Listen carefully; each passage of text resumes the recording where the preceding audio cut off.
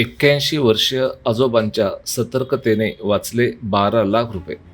पिंपरी चिंचवड पोलिसांची digital arrest विरुद्ध मोठी कारवाई. सायबर भामट्यांनी आता डिजिटल अरेस्ट नावाचा फंडा वापरून सर्वसामान्यांना लुटायला सुरुवात केली आहे.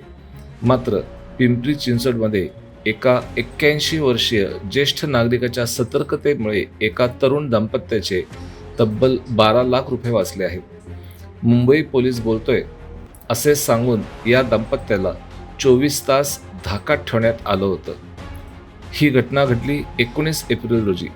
निगडी पोलीस स्टेशनच्या हद्दीत राहणाऱ्या एका तरुणाला व्हॉट्सअप कॉल आला.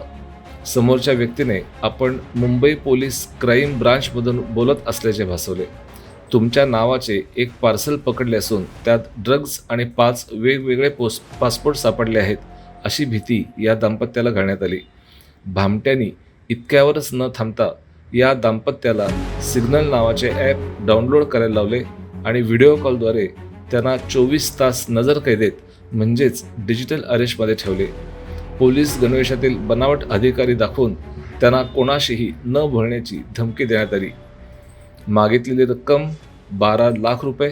भामट्यांचा बनाव मुंबई पोलीस क्राईम ब्रांच अधिकारी आणि वापरलेले तंत्र डिजिटल अरेस्ट. नमस्कार. काल मला ॲक्च्युली कालपासून मी डिजिटल अरेस्टमध्ये होतो. त्याचं कारण की मला कुरिअरवरून एक कॉल आला होता आणि त्या कॉलप्रमाणे असं होतं की माझ्याकडनं काही पार्सल जे आहे ते अडकलेलं आहे. त्या पार्सलमध्ये 5 पासपोर्ट्स किंवा ड्रग्ज वगैरे असे होते. सो ह्या सगळ्या याच्यामुळे त्यांनी मला व्हेरिफिकेशनसाठी थांबवलं आणि जवळजवळ कालपासून आज संध्याकाळपर्यंत दुपारपर्यंत आम्ही डिजिटल अरेस्टमध्ये होतो. माझ्याबरोबर माझ्या पत्नीलाही त्यामध्ये इन्व्हॉल्व केलं होतं.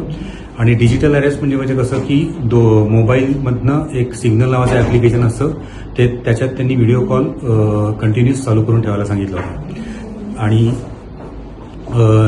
नशिबाने मी दुसऱ्या दिवशी जेव्हा त्यांनी माझ्याकडनं फायनान्शियल डिटेल्स मागितले आणि काही फायनान्शियल व्हेरिफिकेशनसाठी तुम्हाला ते ट्रान्सफर करावे लागतील असं सांगितलं, ती शंका आल्यामुळे मी थोडंसं घरी तो विषय मांडला त्यांच्या अपरोक्ष म्हणजे.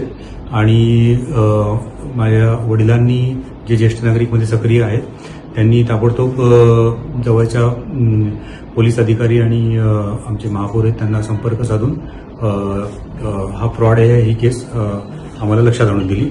आणि चिंचवडचे जे पोलीस अधीक्षक आहेत ते आमच्या मदतीला ताबडतोब धावून आले आणि ही केस रिझॉल्व्ह केली.